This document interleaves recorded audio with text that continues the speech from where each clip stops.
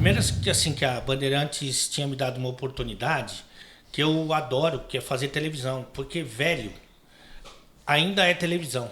Velho, e eu sou da categoria subóbito.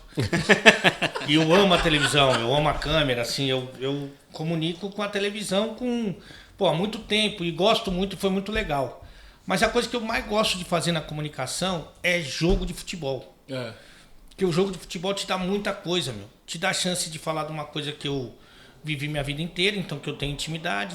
O jogo de futebol provoca o meu raciocínio rápido, então as tiradas eu não sei o que vai acontecer e de repente eu reajo a elas. Me coloca dentro de um universo que eu gosto, que é, além do jogo, dos jogadores, das pessoas, dos personagens, que eu tenho uma boa relação com muitos deles e tal. Então a Itatiaia me proporcionou esse outro lado, que é como eu entrei para a comunicação. Eu não tenho formação em jornalismo, eu costumo dizer que eu sou o pior jornalista em atividade que eu conheço. Mas a minha vida foi sempre ali no campo, na quadra, ou como treinador, ou como jogador. Essas coisas se misturaram durante uma parte da minha vida e tal. Então falar de futebol para mim é muito agradável, né? E a Itatiaia me deu essa possibilidade de fazer os jogos. Então fiz o jogo do Atlético, Botafogo e Atlético no domingo. Hoje fiz a Liga dos Campeões, amanhã faço Cruzeiro e Fluminense. Então isso é muito sedutor para mim, né? Então, assim, primeiro falar de futebol. Segundo, num canhão que a Itatiaia é muito impressionante.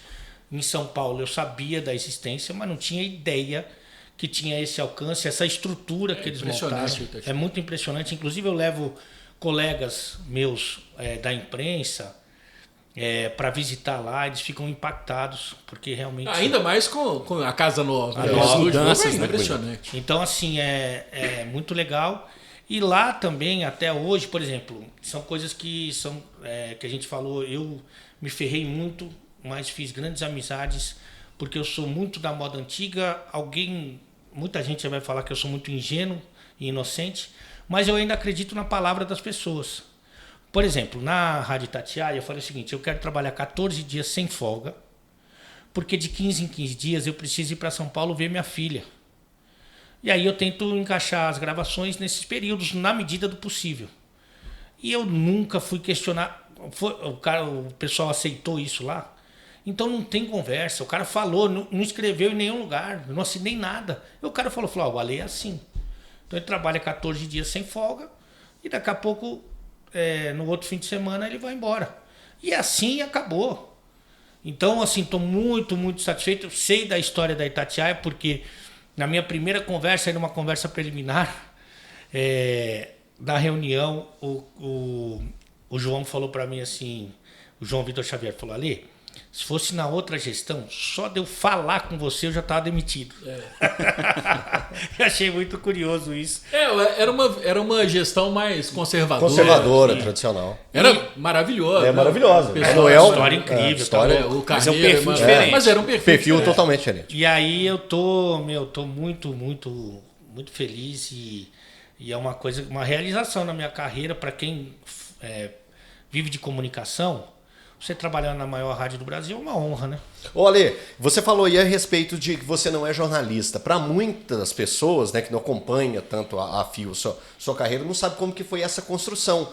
Eu queria que você lembrasse um pouquinho aí que você foi educador físico, foi professor, foi jogador de futsal. Eu queria que você amarrasse isso tudo aí, contasse um pouquinho. Isso é chegada, né? Você jogou bola até com... Eu sempre falo isso, até o cara jogou bola com o Fernando Diniz. Você jogou bola com o Fernando Diniz.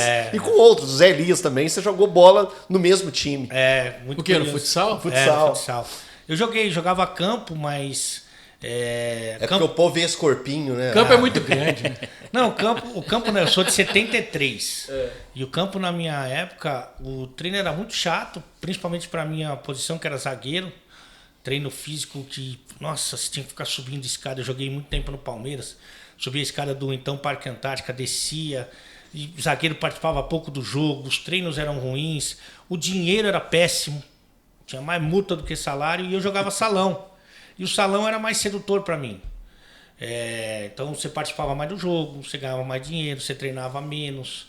Então, um mês antes da minha primeira Copa São Paulo, pelo Palmeiras, eu recebi uma proposta para jogar futsal, só que eu teria que sair do campo, sair do Palmeiras, que eu jogava campo e salão lá.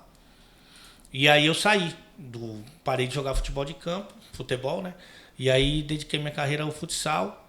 E assim, as coisas meio que foram acontecendo na minha vida meio que sem querer. Com 18 anos eu já era treinador de uma das faculdades de São Paulo, do Largo São Francisco, do Direito da USP. E até os 26, 27 eu fui treinador de algumas faculdades e jogava profissionalmente futsal. E então era muito legal para mim, porque tudo que eu via de ruim no meu dia a dia como atleta, eu tentava transformar para minha carreira de treinador. Porque muita gente faz o mais simples, pega o que dá certo e aí tenta imitar. Eu pegava o que dá, por que isso aqui é ruim? Por que isso aqui não presta? Vou dar uma melhorada. Eu vou fazer do outro lado. E aí fiquei assim, treinador e jogador até 26, 27 anos. Aí chegou uma hora que eu tive que escolher, porque já eram muitas faculdades que eu trabalhava e o futsal estava me cobrando muito de horário, de frequência e tal. E aí eu escolhi continuar na carreira de treinador. E 3 meses depois surgiu o convite para eu ser comentarista de futsal da ESPN do campeonato que eu jogava. E aí ficou muito confortável para mim. Maravilha. E aí as coisas foram acontecendo ali. Eu fiquei muito tempo só no futsal.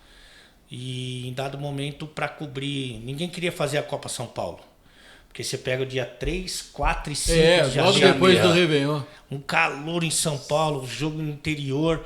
Aí o Trajano, que era o diretor de jornalismo na época, falou: você vai fazer os jogos dia 3, dia 4, dia 5.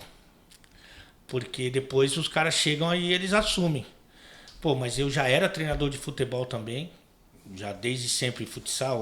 O professor de educação física tem 20 empregos para ganhar meio salário, né? Então eu já era treinador de futebol há algum tempo. Tinha jogado futebol e já estava falando na latinha do futsal faz tempo. Aí quando eu fiz os 3 jogos, ele falou: você vai fazer até a final. E fiz a final e ali começou. Sempre eu tinha um lema na ESPN que é sempre presente nos piores jogos. Inclusive trabalhei com... Nas peladas era o Ali. Assim, campeonato russo. 5 horas da manhã. O holandês, quando... O russo era de manhã, pô. E trabalhei, inclusive, com alguns narradores daqui, o Ari Aguiar, Pô, o Romulo Mendonça. Porque eles também estavam sempre presentes nos piores jogos. Da grade. O Ari chegou, eu não sei como é que tá agora, mas o Ari falou com a gente aqui que o Ari, ele falou: eu odeio narrar futebol. Mas são as experiências ruins. Se desse um Manchester City United pra ele ia amar. Mas aí foi tanto jogo ruim que ele, por exemplo, desistiu de fazer. O Rômulo teve uma virada na carreira dele, depois da Olimpíada, ele virou uma atração. E aí começou a pegar, mas timidamente também. Deram uns 3 joguinhos pra enganar ele, depois ele voltou pra realidade dele lá.